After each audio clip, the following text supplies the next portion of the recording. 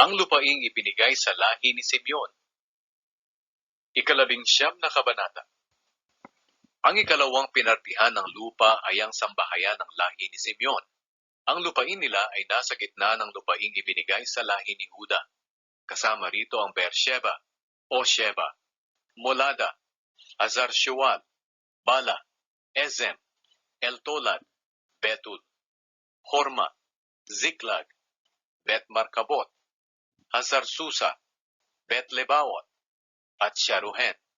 13 bayan kasama ang mga baryo sa paligid nito. Dagdag pa rito ang Ayin, Rimon, Eter at Ashan. 4 na bayan kasama ang lahat ng mga baryo sa paligid nito, hanggang sa Baal at Beer, na siyang Rama sa Negev.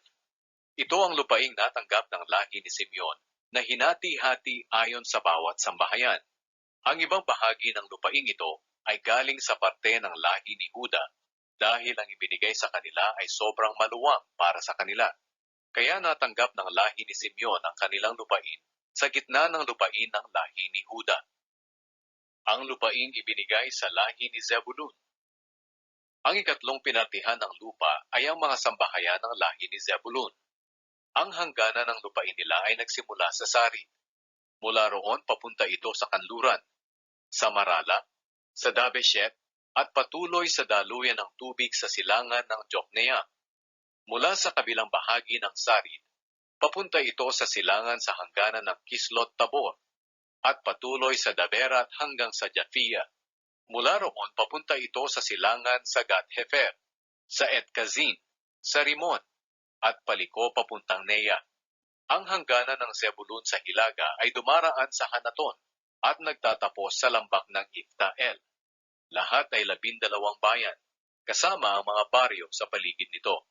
Kasama rin ang mga bayan ng Katat, Nahalat, Shimron, Idala at Bethlehem. Ito ang mga bayan at baryo na natanggap ng lahi ni Zebulun na hinati ayon sa bawat sambahayan. Ang lupaing ibinigay sa lahi ni Isakar. Ang ika-4 na pinartihan ng lupa ay ang mga sambahayan ng lahi ni Isakar. Ito ang mga lungsod na sakop nila: Jezreel, Kesulot, Shunem, Haparaim, Shion, Anaharat, Rabit, Kishon, Ebez, Remet, Enganim, Enhada, at Bet-Pazes. Ang hangganan ng lupain ay umaabot sa Tabor, Shahazuma, at sa Bet-Shemesh, at nagtatapos sa ilog ng Hordan. 16 na bayan lahat kasama ang mga baryo sa paligid nito. Ito ang mga bayan at baryo na natanggap ng lahi ni Isakar na hinati ayon sa bawat sambahayan. Ang lupaing ibinigay sa lahi ni Asher.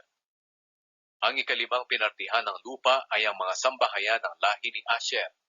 Ito ang mga bayan na sakop nila: Helkat, Halib, Beten, Akshaf, Alamelek, Amad, at Mishal.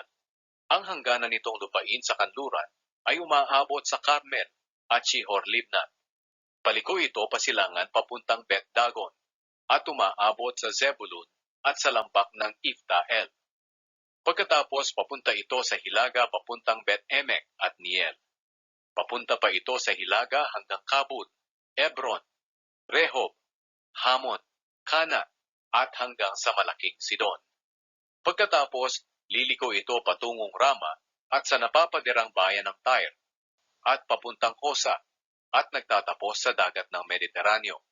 Ang iba pang mga bayan na sakop nila ay ang Mehebel, Akzib, Uma, Afek, at Rehob. 22 bayan lahat, kasama ang mga bayan sa paligid nito. Ito ang mga bayan at baryo na natanggap ng lahi ni Asher na hinati ayon sa bawat sambahayan. Ang lupaing ibinigay sa lahi ni Naphtali. Ang ika-6 na pinartihan ng lupa ay ang mga sambahayan ng lahi ni Naphtali. Ang hangganan ng lupain nila ay nagsimula sa Helek at sa puno ng Terebinto sa Zaananim, papuntang Adami Nekeb at Jabneel, hanggang sa Lakum, at nagtapos sa ilog ng Hordan.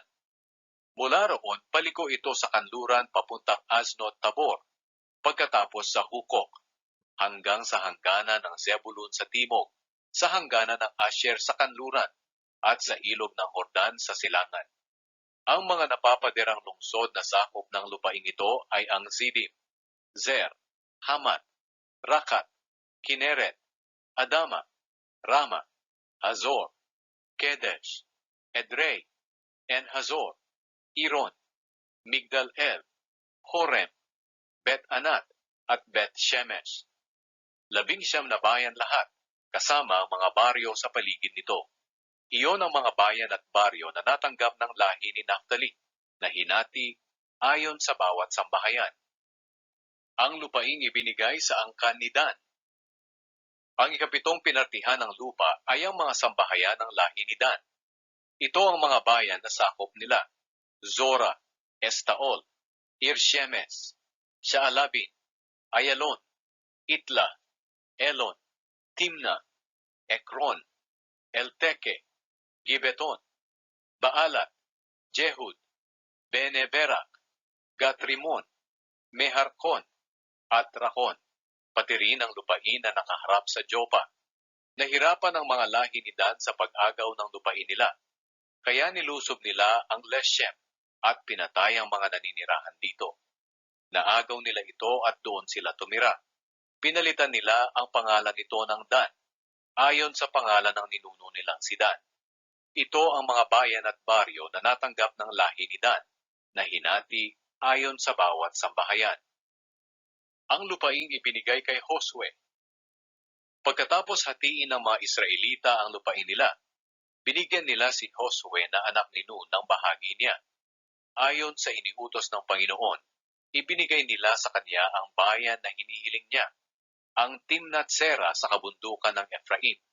Ipinatayo niyang muli ang bayan at doon tumira. Ang naghati-hati ng lupain ay sina Eleazar na pari, Josue na anak ni Nun, at ang mga pinuno ng bawat lahi ng Israel. Ginawa nila ito sa pamamagitan ng palabunutan sa presensya ng Panginoon sa pintuan ng Toldang Tipanan doon sa Shiloh. Kaya natapos na ang paghahati ng lupain.